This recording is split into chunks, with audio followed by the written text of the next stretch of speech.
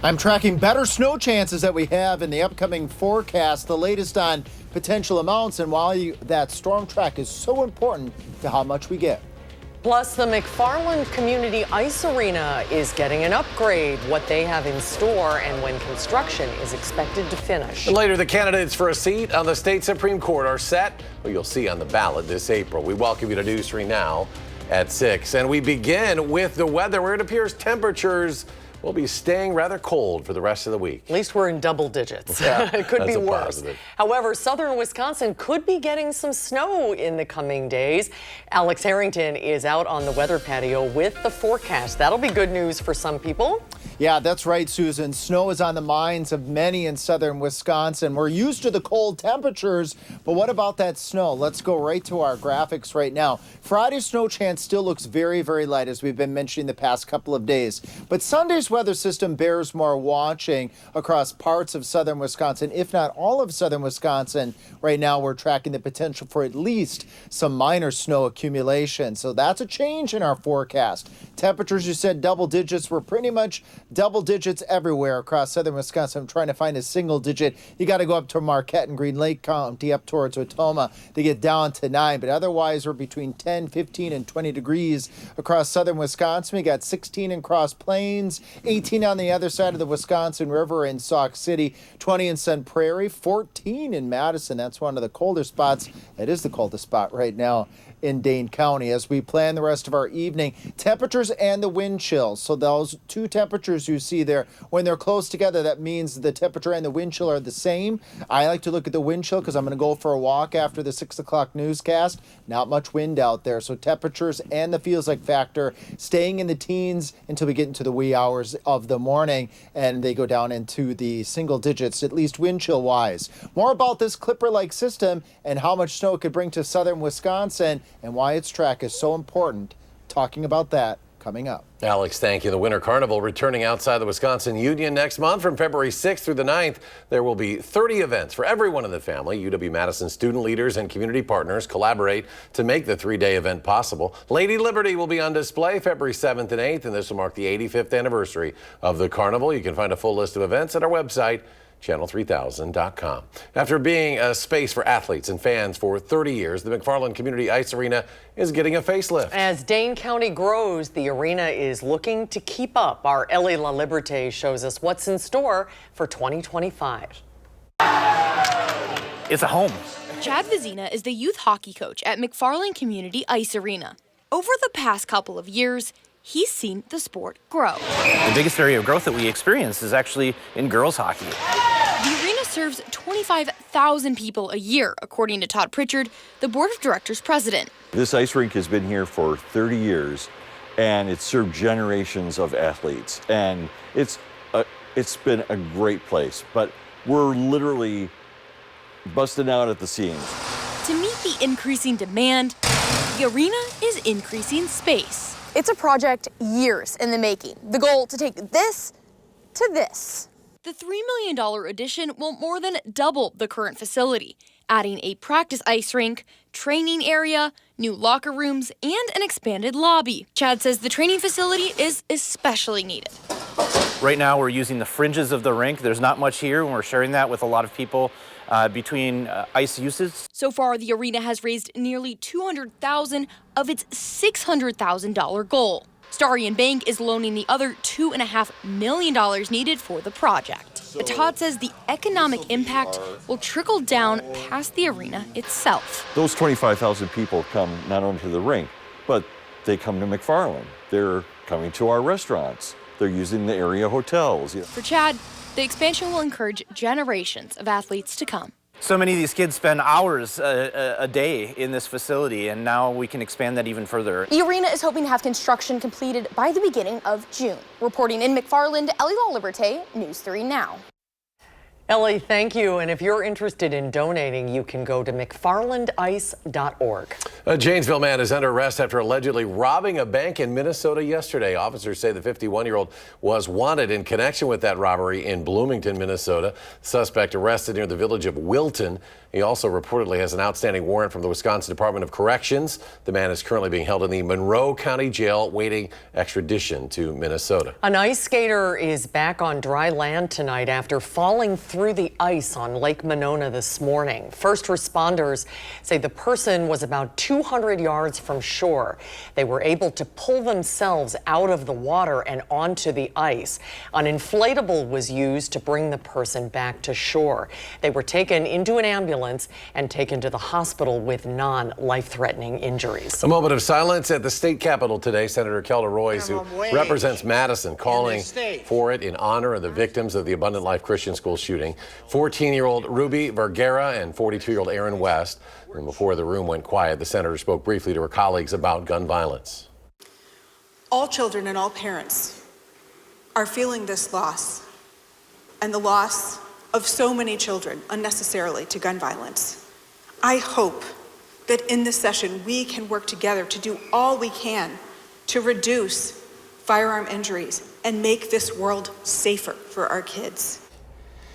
And community members will have another chance to dine while supporting victims of the Abundant Life School shooting. Texas Roadhouse locations near Westtown and Easttown will host a fundraiser tomorrow, and 100% of the proceeds will go to ALCS. This comes after Culver's had hosted a fundraiser Monday that saw hours-long waits in multiple locations. The race to fill outgoing liberal Justice Ann Walsh Bradley's spot on the state Supreme Court is also set. Liberal Dane County Circuit Court Judge Susan Crawford will go up against conservative Waukesha County Circuit Judge Brad Schimmel. When launching her campaign to succeed Bradley, Crawford cited her previous work for Planned Parenthood as the fight over whether Wisconsin's 19th century abortion law bans the procedure in the state. As that plays out in court, Schimmel opposes abortion. Because there are only two candidates, there will not be a primary. The two will go head-to-head in April. And the ballots are set in the race for state superintendent. Two people are challenging Jill Underly. Brittany Kinzer and Jeff Wright have made the necessary filings to run for superintendent of Wisconsin's Department of Public Instruction. In a press release, Kinzer's campaign described her as a former special education teacher, a public school principal. Wright is the current Sauk Prairie School District superintendent. The Wisconsin Rural Schools Alliance named him the 2024 Administrator of the Year. He previously ran for state assembly as a Democrat, but lost. Underly has been serving in her post since 2021. Last year, she asked for an additional $3 billion in state funding for Wisconsin public schools. The proposals would include increasing state compensation for special education costs, increased per student and general aid, while limiting property tax increases. The three candidates will go up against each other in a February primary. The top two candidates will face off for the job in April. A new study reveals that Wisconsin is projected to have about 200,000 fewer people in the year 2050. The State Department of Administration found fertility rates dropping across the state. This comes as the current population ages, increasing demand for services for retired people. The study shows northern counties being affected the most. That's where Wisconsin's largest generation, the baby boomers, retire. One of the few counties projected to grow by 2050, though, is Dane County. It's projected Dane County will grow by at least 11% every decade through 2050. City of Madison planning some lane closures for tree removal next week. It'll be in the Nakoma neighborhood. And here's a map of that closure. January 14th and 15th, city forestry crews will close Manitou Way between Tumalo Trail and Iroquois Drive. That's to remove 3 trees, and that work and closure will occur between 9 a.m. and 2 p.m. each day. The southbound side closed on Tuesday. Northbound side will be closed on Wednesday. Still ahead on News 3 Now at 6, the IRS offering free help when it comes to filing your taxes. Plus, if you're in the market for a new job this new year, there's good news how you can stick out among the crowd.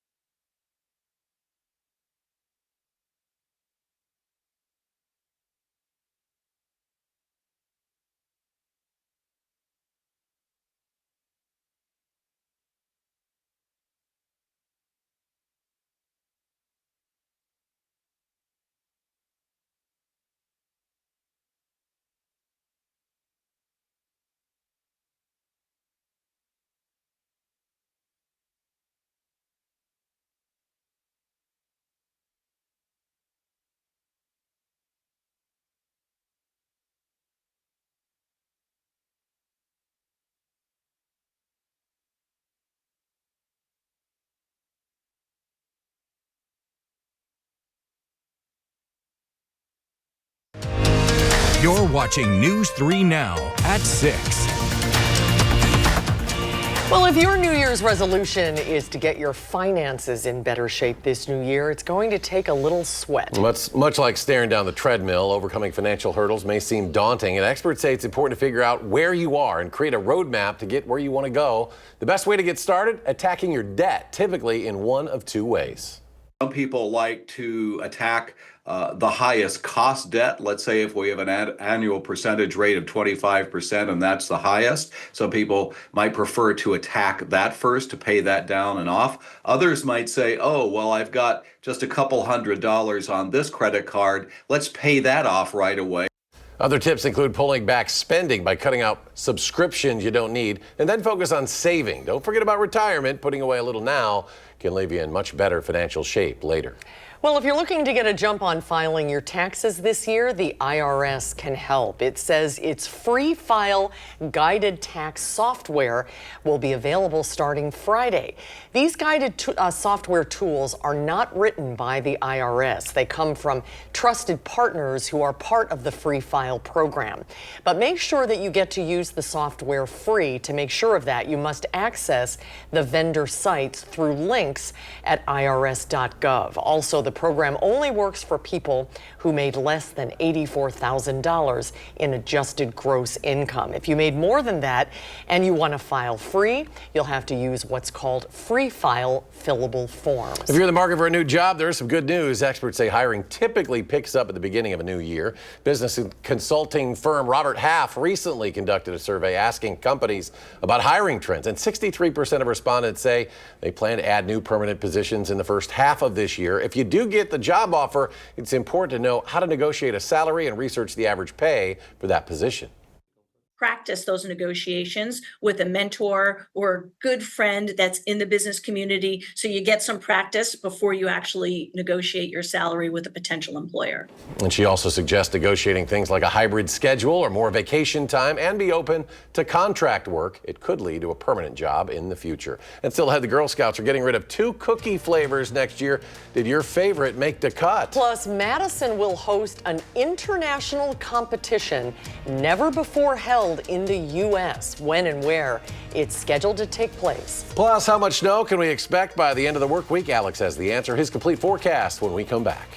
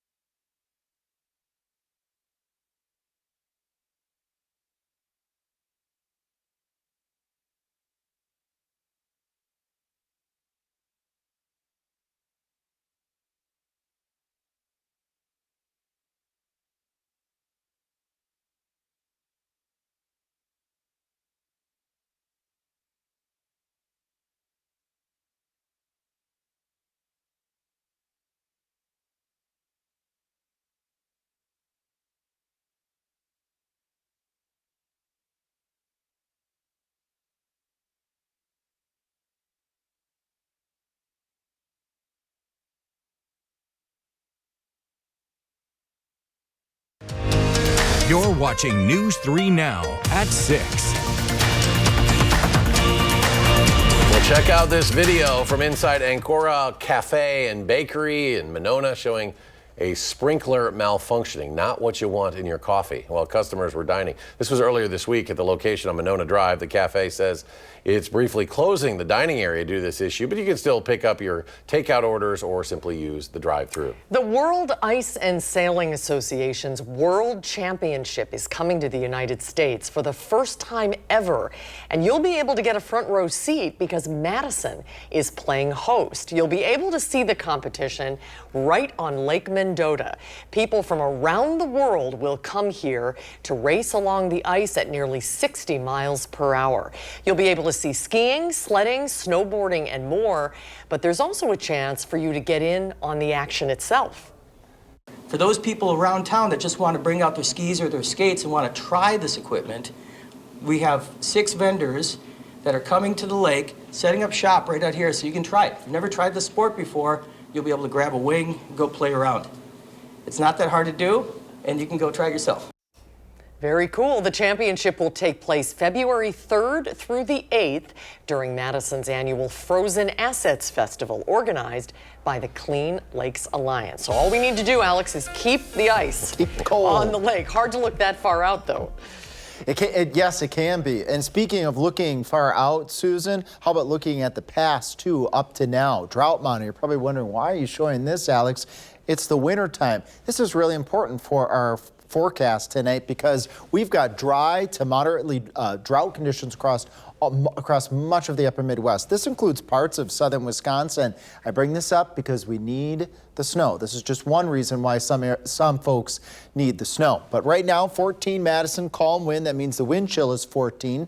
As we talk about our temperatures, we're used to them being January-like as of late. 12 in Lone Rock, 11 in the Dells, 18 in Janesville, and 10 to the north in Camp Douglas. Here in Dane County, 14 at the airport. One of the colder spots, although if you go up on 151 to Sun Prairie, they're at 14. A little bit warmer off to the west. We got 17 in Mount Horeb. So all in all, this is what we would expect for January. We plan our evening. It'll be about 12 when you join us again at the 12 o'clock newscast. We show this graphic importantly because we've been so used to these wild fluctuations, wild changes in temperatures. And really the only wild change that we see, if you want to call that wild, is dipping down to 14 by Tuesday. And that's behind one of 2 weather systems that we're going to talk about tonight. We got weather system number 1 we've been talking about for days, a little weather system bringing some light snow Friday and Thursday night. And now look at this bar here going up to potentially an impactful snow event as we go on into Sunday. And I'm going to bring us through both of those. Let's start off with Future Track Friday, looking rather uneventful with this weather system. It's weak, a few flurries, a few snow showers, but don't let your guard down Friday morning. We could be looking at a slick spot or 2, even just with the dusting to maybe a ½ inch, especially on those sidewalks as an area of impact. But the next weather system is a better chance of snow after Friday's light snow on Sunday. Some minor snow accumulations are possible for a couple of different reasons. We'll get to the reasons in a second. Let's show you what it looks like. Snow throughout the day on Sunday, breaking out by the time we get to 6 o'clock in the morning. As we go throughout the day, widespread snow across much of southern Wisconsin, especially for areas Madison and points towards the north right now as it looks with the current track. The center of that low pressure system perhaps right over southern Wisconsin, which is really important for snow totals. And then that weather system ends late Sunday night. Perhaps 1 to 2 inches, 1 to 3 inches, all hinging on the track of this weather system, which will be very important in our upcoming forecast to tune into. This is a Clipper-like system. It forms out of Alberta, Canada. It sweeps to the south and towards the east. As it sweeps towards the south and towards the east, pulls in cold air from Canada, a little bit of moisture. It squeezes out a little bit of moisture that we have here in the upper Midwest. And as it moves to the south, provided the track is to the south of Wisconsin, That brings us the better chance for 1 to 3 inches of snow. If this track is to the north, it takes the snow up into central and northern Wisconsin, so we'll be keeping an eye on that track. Is it going to favor us or not favor us? That will be the focus for the next couple of days. A little bit of flurry activity Thursday night and Friday as a recap. Seasonable temperatures, that Clipper-like system on Sunday that could bring us some accumulating snow. Following that weather system, we cool down, get pretty cold by Tuesday and Wednesday. Temperatures in the teens by day, single digits, if not flirting with 0 at night Monday night. But we see our temperatures moderate back up to the upper 20s, and we might even crack freezing by the end of next week. All right, Alex, thank you. It is the beginning of Girl Scout cookie season, but the end is near for 2 popular flavors. The Girl Scouts of the USA say s'mores and the Toast Yay cookies will be discontinued after this year. The organization didn't reveal the reason for retiring the cookies. The s'mores debuted in 2017, and the French toast-inspired cookies rolled out in 2021. Nationally, the price of a box of Girl Scout cookies this year will range from $4 to $7. Just keep the Thin Mints. Yeah, I agree. I'm with you. I'm with you. Don't touch those Thin Mints. Coming up in sports, Jordan Love limited in practice today. What he had to say the Packers ahead of their wild card game against the Eagles. That's next on News 3 Now.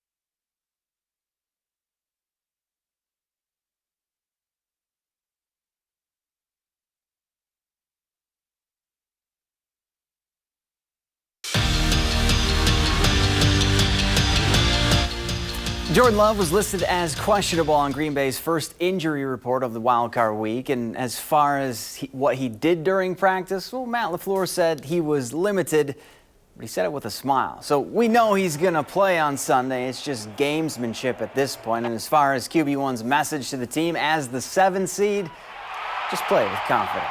It's playoffs, you know, it's 0-0, so who cares about the record?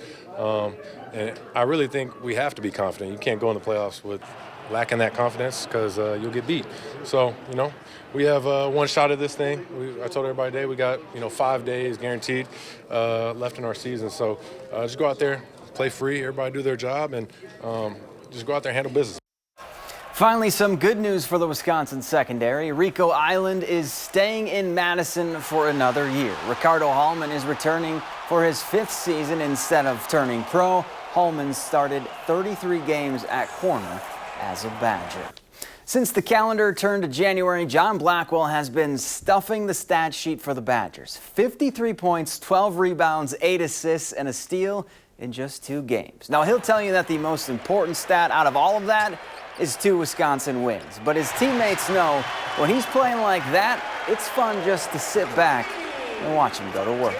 He's a special player. We've known that since last year. He can create his own shot, and when he gets going, we kind of just sit back and watch, getting him the ball and let him create for us. Like he does so well. He hit me on a great pass, or just go to work and just get to the bucket. So he's fun to watch. Just confidence in my coaches and my teammates. They just trust me. They know how good I am, and I know how good I've worked. So just continue to be consistent with it.